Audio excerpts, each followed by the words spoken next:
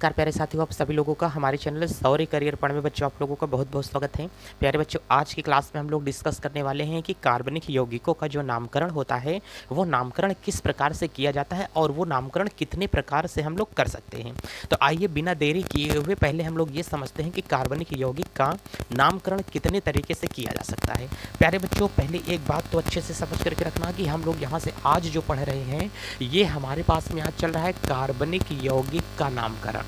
तो प्यारे बच्चों, यहाँ से आप लोगों को ये तो पता ही है कि कार्बनिक और उसके बाद में यहाँ से यौगिक जो होता है यौगिक का नामकरण।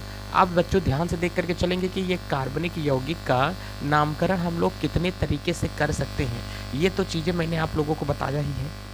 अब यहाँ से ध्यान से एक चीज़ और देख के चलो कि सर जो कार्बनिक यौगिक होते हैं इन कार्बनिक यौगिकों का जो नामकरण किया जाता है प्यारे बच्चों ये कितने प्रकार से किया जाता है। तो हमने कहा कि जो कार्बनिक यौगिक का नामकरण होता है बच्चों ध्यान देना, वो कार्बनिक यौगिक का नामकरण कितने तरीके से कर सकते हैं सर? दो तरीके से कर सकते हैं। सर वो कौन कौन सा तरीका है जो दो तरीके से कार्बनिक यौगिक का नामकरण कर सकते हैं? बच्चों पहला तरीका जो होता है इसे हम लोग साधारण पद्धति कहा जाता है। ध्यान से देख के ले देना, इसे बच्चों हम लोग कहते हैं साधारण नाम। और यहीं से जो दूसरा तरीका हम लोगों के पास में होता है इसे हम लोग कहते हैं IUPAC नाम कहा जाता है। तो इसका मतलब एक बात जो बच्चों हम लोगों के पास में होता है जो पहला तरीका होगा, पहले इसको हम लोग यहाँ से समझ लेंगे। सर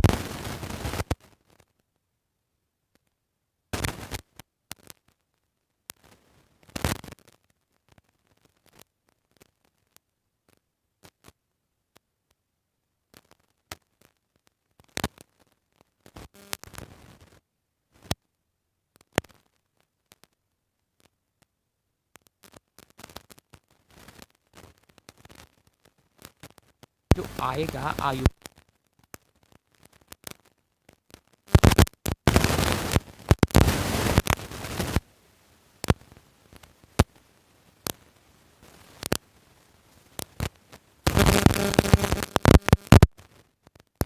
हम इस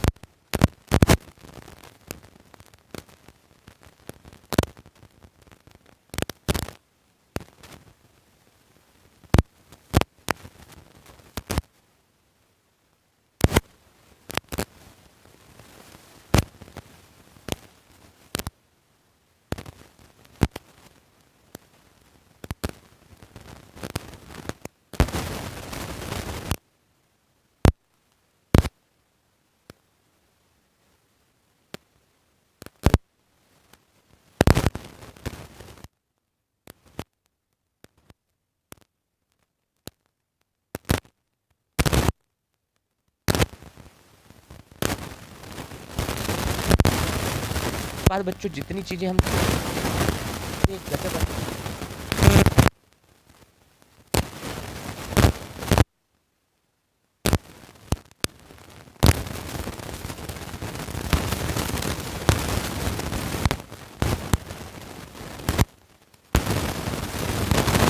वैज्ञानिक लोग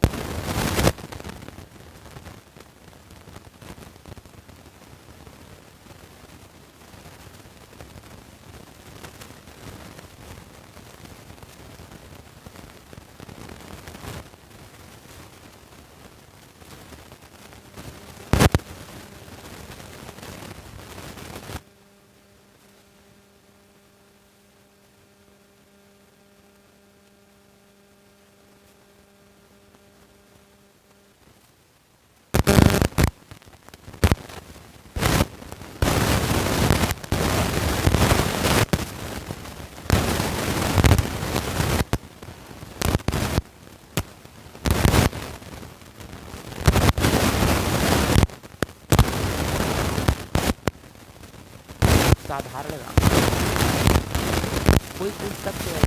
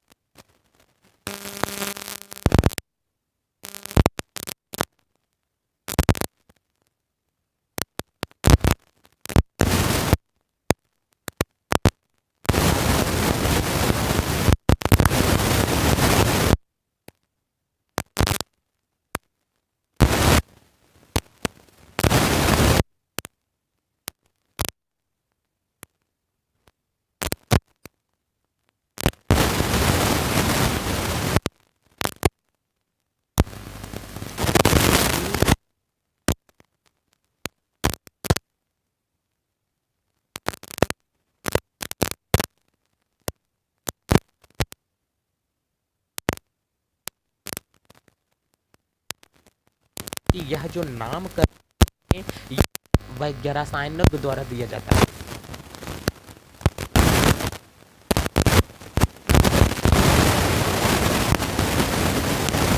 इसका मतलब ये जो नाम होते हैं यह रसायनज्ञ की स्वेच्छा से दिया।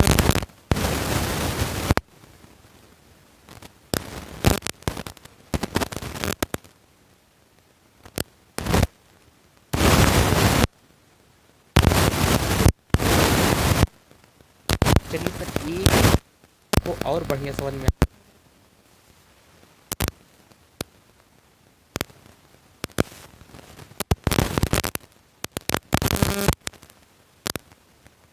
विशिष्ट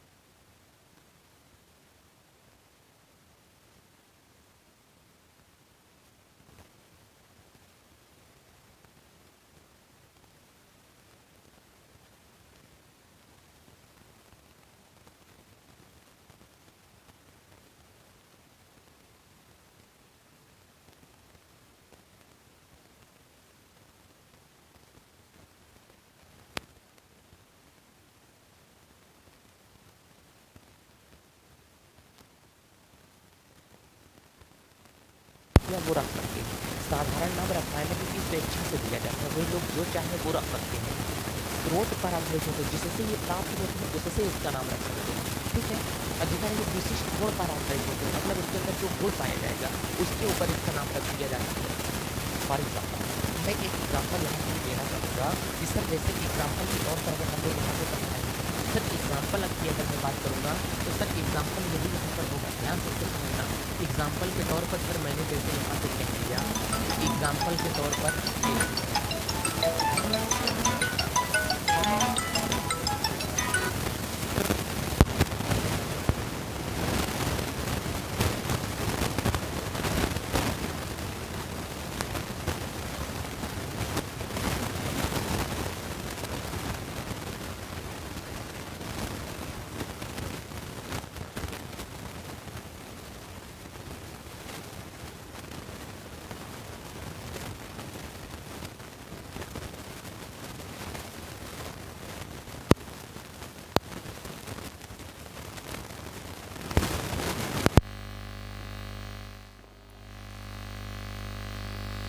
देखिए सर, अगर एग्ज़ाम्पल में हम लोग एक गैस लेते हैं तो सर इस गैस का नाम हम लोग यहाँ से क्या देते हैं? सर इस गैस का जो नाम दिया जाता है वो मीथेन नाम दे कर के चलेंगे। अच्छा ये बताओ प्यारे बच्चों, ये जो मैंने इस गैस का नाम मीथेन दिया है, अब बताओ इस गैस का नाम मीथेन क्यों पड़ा है? मीथेन जो होता है हालाँकि इसका आयुपैक नामकरण है, लेकिन मीथेन को ही अन्य नामों से अगर हम लोग देख कर के चलेंगे तो मीथेन को कहते हैं मार्स गैस। क्या कहा जाता है? मीथेन को कहा जाता है मार्स गैस के नाम से जाना जाता है। सर किसको जाना जाता है? मीथेन को मार्स गैस के नाम से जाना जाता है। चलिए यहीं से अगर हम लोग और देख करके चलेंगे, सर मीथेन जो होती है इसे प्राकृतिक गैस भी कहते हैं। क्या कहते हैं? मीथेन को सर प्राकृतिक गैस के नाम से भी जाना जाता है। हाँ सर ठीक है, मीथेन जो होती है इसे फायर डंप भी कहा जाता है। क्या कहते हैं? मीथेन को फायर डंप भी कहा जाता है। चलिए सर, एक बात तो हमारे पास में ये हो गई कि मीथेन को क्या कहते हैं? फायर डंप के नाम से जाना जाता है। इसमें ये बात हमारे पास में समझ आ गई। इसका मतलब मीथेन जो है मार्स गैस क्यों कहते हैं? क्योंकि मीथेन का ये गुण है, मीथेन का ये गुण होता है कि ये जिस स्रोत से प्राप्त होती है, इसका मतलब ये यहाँ से दलदली स्थानों से मिलती है। बच्चों ये कहाँ से मिलती है? इसका मतलब ये दलदली स्थानों से मिलती है, इसलिए इसका नाम क्या रख दिया गया है? मीथेन गैस रख दिया गया है। फायर डंप क्यों कहते हैं? क्योंकि ये विस्फोटक, प्राकृतिक गैस तो आप लोग समझ रहे हो, क्योंकि ये किस काम में आती है? विस्फोटक के काम में भी आती है। ये फायर डंप विस्फोटक का कार्य करती है, इसलिए इसे क्या कहा जाता है? Fire dump. इसका विशिष्ट गुण आ गया कि नहीं? स्रोत से जहाँ से प्राप्त हो रही है आ गया कि नहीं? कभी कभी धान की जो खेती होती है, जहाँ धान लगाया गया होता है, अगर उस खेत में पानी लॉन्ग टाइम तक भरा रह जाता है तो धान के खेत में से भी कौन सी गैस निकलती है? मीथेन गैस निकलती है। जहाँ पर दलदली स्थान होता है वहाँ से भी क्या निकलती है? मीथेन गैस निकलती है। इतनी चीज़ें समझ में आ गया। तो हमने कहा सर मीथेन गैसें जो होती हैं इसी प्रकार से हमारे पास में आएंगी। इसका मतलब मीथेन को मार्स गैस भी कहते हैं, प्राकृतिक गैस भी कहते हैं, फायर डंप भी कहा जाता है। अब आप हमको ये बताओ, भारत वाला अगर इसे कह रहा है कि मार्स गैस, अमेरिका वाला इसे कह रहा है कि फायर डंप कह रहा है, तो भारत वाला बोलेगा मार्स गैस, अमेरिका वाला बोलेगा भाई साहब फायर डंप है। अगर हम दोनों लोग मिल करके बात करें कि किसके विषय में बात हो रही है तो समझ नहीं पाएंगे कि मैं मीथेन के बारे में कह रहा हूँ, वो भी मीथेन के बारे में कह रहा है। हम लोगों को ये लगेगा कि लगता है अलग अलग बातें हो रही हैं। जैसे मैं हूँ, मेरा नाम स्तौर्य है, अब बताओ मेरे बारे में तुम जिससे बात करोगे वो अगर मेरा नाम स्तौर्य जानता होगा तब तो भाई स्तौर्य कैरियर पॉइंट है, उस चैनल पर हम लोग चलते हैं, उस चैनल पर चल करके हम लोग केमिस्ट्री की पढ़ाई करते हैं। लेकिन अगर पता चला कि वही कह दे कि नहीं भाई एक लड़का ऐसा है जो केमिस्ट्री पढ़ाता है, ऐसा है वैसा है, बहुत बढ़िया, हम लोग देखेंगे वहाँ पर चल के। लेकिन अगर दोनों लोग नाम ले लोगे तब तो मेरे बारे में जान जाओगे। तुम अपनी भाषा में अपने नाम से जान रहे हो, वो अपनी भाषा में अपने नाम से मुझे जान रहा है, लेकिन तुम लोग बात करोगे कि नहीं ऐसा है, वो बोलेगा ऐसा है, कहें हाँ यार ये दोनों बंदे तो एक ही गुण के लग रहे हैं, लेकिन तुम लोग बात एक ही की करोगे, लेकिन किसी का नाम नहीं पता है। मैं चाहे बात करूं मीथेन की, अमेरिका वाला चाहे फायर डंप बोले, चाहे तो मैं बोलूं, लेकिन दोनों लोगों की बातें क्या होती हैं? एक ही रहेंगी। तो अलग अलग देशों में जब ये अलग अलग नाम से जानी जाती है, जब वो समूह में इकट्ठा होते हैं तो सब अपने नाम से अलग अलग बोलते हैं, बोलते कि नहीं? तो इसीलिए जो हमारे पास में आता है तो किसी गैस का साधारण नाम जो होता है किसी दूसरे देश में जानने पर बहुत असुविधाजनक होता है, ठीक है, इसलिए मीथेन हमारे पास में है। तो अब हमने कहा जैसे कि बच्चों आप लोग मीथेन गैस देखते हो तो ये हमारे पास में क्या होता है? मीथेन सड़े गले स्थानों पर पाई जाती है, जहाँ से पेड़ पौधे सड़ जाते हैं वहाँ से भी क्या पाई जाती है? मीथेन पाई जाती है। ये गंदगी वाले स्थानों से भी क्या पाई जाती है? मीथेन पाई जाती है। इतनी बात समझ में आया कि नहीं आया? एक गैस हम लोग और लेकर के चलते हैं जिसे आप लोग बच्चों कहते हो मेथिल एल्कोहल के नाम से जानते हो, और इस मेथिल एल्कोहल को हम लोग अच्छे से समझते हैं कि मेथिल एल्कोहल क्या होता है, ठीक है। अच्छा ध्यान से समझना, पहला एग्जाम्पल था सर, एग्जाम्पल नंबर 2 हम लोग देख करके चल रहे हैं। एग्जाम्पल नंबर 2 में CH3COOH, अगर ध्यान से आप लोग देख करके चलो, मेथिल एल्कोहल का जो जन्म हुआ है वो कहाँ से हुआ है? कह रहे हैं सर अगर CH4 ना होता तो मेथिल एल्कोहल का कभी जन्म नहीं हो सकता था। कहें सर बिल्कुल नहीं हो सकता था। अगर कभी गन्ना ना होता तो चीनी का निर्माण होता? कहें सर नहीं, ऐसा तो नहीं हो सकता है। इसका मतलब ध्यान से देखो, जो मेथिल एल्कोहल यहाँ पर आया हुआ है ये किससे आया है? CH4 से आया हुआ है, इसी से तो ये बना है। सर अगर हम लोग यहाँ से बात करके चलेंगे, बाबू यहाँ से ध्यान से देख करके चलना, अगर यहाँ पर CH4 होगा, अगर यहाँ से HOH होगा इन दोनों का हम लोग रिएक्शन करवाएंगे तो H क्रिया करके बाबू यहाँ से निकल जाएगा H2 और यहाँ पर बन जाएगा CH3 और यहाँ पर क्या बनेगा OH। तो बताओ ये हमारे पास में किससे बनी है? तो हमने कहा कि ये जो गैस होती है माय डियर स्टूडेंट, ये क्या है? मीथेन है। और ये जो हमारे पास में है इसका मतलब ये क्या होता है? जल होता है, जलवाष्प भी आप लोग समझ सकते हो। तो हम लोग कह सकते हैं कि मेथिल एल्कोहल का जनक कौन है? मीथेन है। मेथिल एल्कोहल का जनक कौन होता है? मीथेन होता है। तो बच्चों हम लोग यहाँ से नोट करके ये बातें लिख करके चलेंगे कि सर मेथिल एल्कोहल का जो जनक होता है वो मेथिल एल्कोहल का जनक कौन होता है? तो बच्चों ध्यान से यहाँ पर ये समझ करके चलना कि मेथिल एल्कोहल का जनक, ध्यान से देखना, मेथिल एल्कोहल का प्यारे बच्चों जो जनक होगा वो मेथिल एल्कोहल का जनक कौन है? तो कह रहे हैं कि मेथिल एल्कोहल का जनक किसे कहा जाता है? मीथेन को कहा जाता है। चलिए सर एक बात तो हमारे पास में ये समझ में आ गई कि मेथिल एल्कोहल का भाई साहब जो जनक है वो कौन होता है? मीथेन होता है। इसके बाद तो चीज़ें कुछ नहीं है, इसके बाद तो हमको आसानी से समझ में आ ही सकता है कि सर मेथिल एल्कोहल का जो जनक होगा वो कौन होगा। पहले हमको ये समझा दीजिए। तो हमने कहा, मैंने बता दिया कि मेथिल एल्कोहल का जो जनक होता है वो कौन होता है? मीथेन होता है। मेथिल एल्कोहल का निर्माण भी कहाँ से हुआ है? इसी से ही हुआ है। चलिए अब हमने कहा कि मेथिल जो एल्कोहल होती है इसका जनक, सर्वप्रथम मेथिल एल्कोहल कैसे प्राप्त हुई है? एक बात तो समझ में आ गया, लेकिन मेथिल एल्कोहल बनाए कैसे? बाबू मेथिल एल्कोहल बनाने का तरीका क्या होता है? ध्यान से देखो कि मेथिल एल्कोहल कहाँ से बनाया गया, ये मेथिल एल्कोहल कैसे बनाया गया, इसको पहले समझो। हमने कहा कि मेथिल एल्कोहल का प्यारे बच्चों जो सबसे पहले निर्माण हुआ है वो लकड़ी से हुआ है। कहाँ से हुआ है? मेथिल एल्कोहल का जो सबसे पहले निर्माण हुआ है वो कहाँ से हुआ है? लकड़ी से। लकड़ी का क्या किया गया था? सबसे पहले भंजक आसवन किया गया। अब तो आप लोग समझ पा रहे हो कि लकड़ी का भंजक आसवन किया जाता है तो उसमें क्या प्राप्त होता है? Methyl alcohol. नहीं समझ में आया ना? कभी कभी जो लकड़ी होती है आपको ठंड में जब अलाव से आग तापते रहते हो तो लकड़ी जब आगे जलती रहती है तो पीछे लिसलिसा लिसलिसा क्या निकलता है? पानी निकलता है, उसमें मेथिल एल्कोहल होता है। अगर पेड़ भी चलते होते कितने मजे हमारे होते, है कि नहीं? ये पोयम कौन कौन पढ़ा है?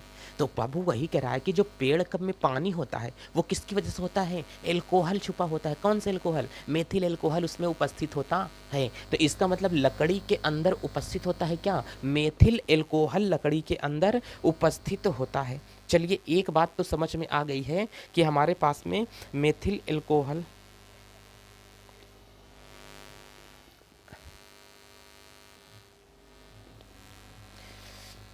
आइए बच्चों थोड़ा फ़ोन आ जाता है तो ध्यान नहीं दे पाते कि कहाँ से, थोड़ा इमरजेंसी कॉल था इसलिए रिसीव करना पड़ गया।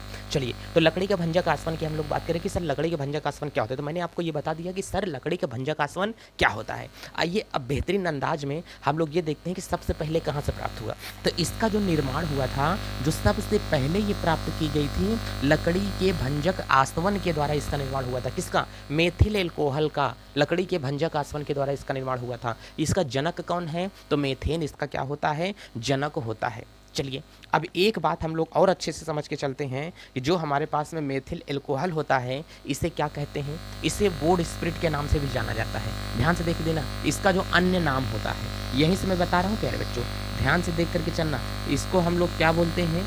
इसका जो अन्य नाम होगा इसे हम लोग क्या बोलते हैं? वुड स्प्रिट बोल करके चलते हैं। वुड स्प्रिट अगर हम लोग इसे बोलेंगे तो वुड स्प्रिट का मतलब सर क्या होता है?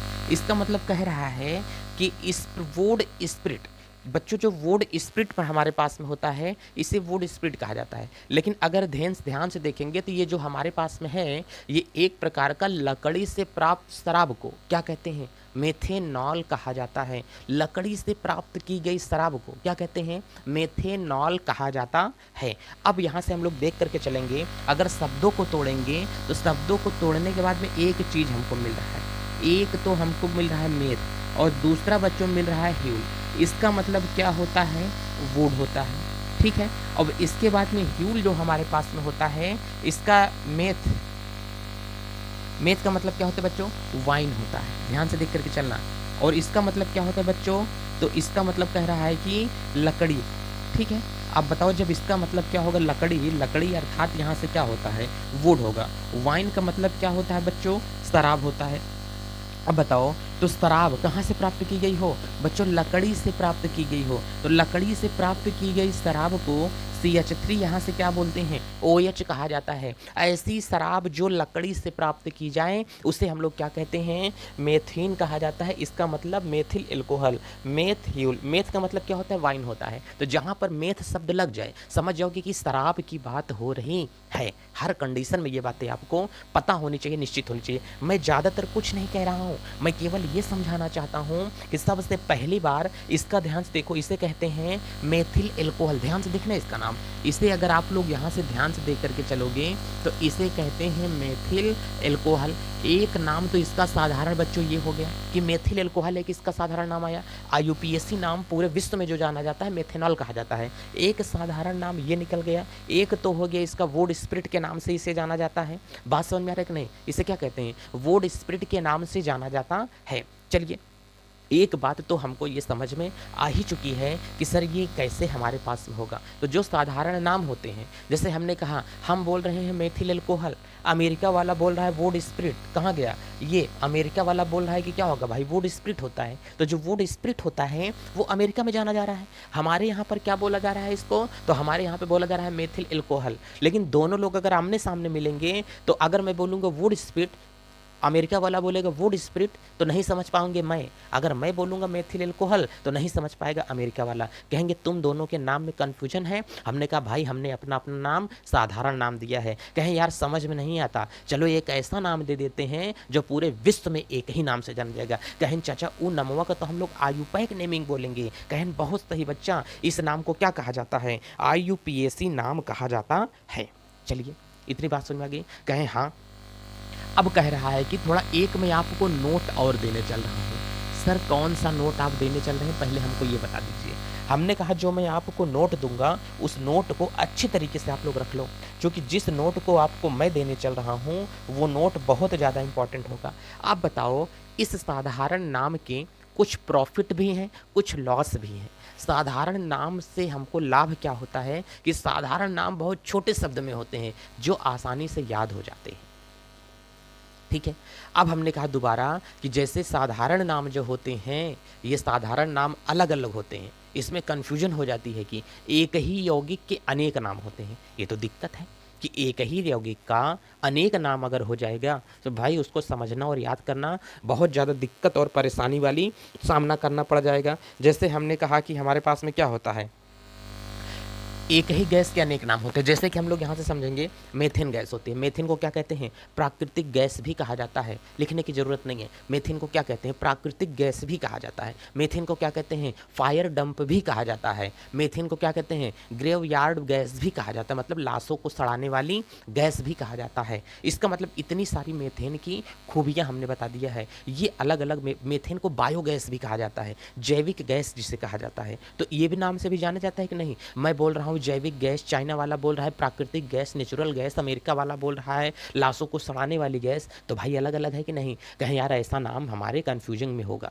तो जो साधारण नाम होता है ये बहुत कन्फ्यूजिंग नाम होता है, इसे सही तरीके से समझा या याद नहीं किया जा सकता है, क्योंकि बहुत ज़्यादा एक से ज़्यादा यौगिकों के नाम होते हैं, लेकिन होते क्या हैं छोटे हैं, आसानी से पढ़ लिए जाते हैं। चलिए ये तो साधारण नाम की मैंने विशेषताएं बताया, साधारण नाम कैसे कैसे क्या क्या होगा। ठीक है, अभी साधारण नाम निकालना लिखना नहीं सिखा रहा हूँ, अभी साधारण नाम पर की भूमिका में बना रहा हूँ कि साधारण नाम क्या होता है कैसे होगा। ठीक है, चलिए आज की बात अब हम लोग दूसरे टॉपिक पर लेक्चर पर डिपेंड करेंगे कि दूसरा लेक्चर हमारे पास में आज का क्या होने वाला है। चलिए देरी न करते हुए हम लोग देख करके चलते हैं कि सर हमारे पास में प्राइमरी कार्बन क्या होते हैं। तो ध्यान से देख करके चलना प्यारे बच्चों।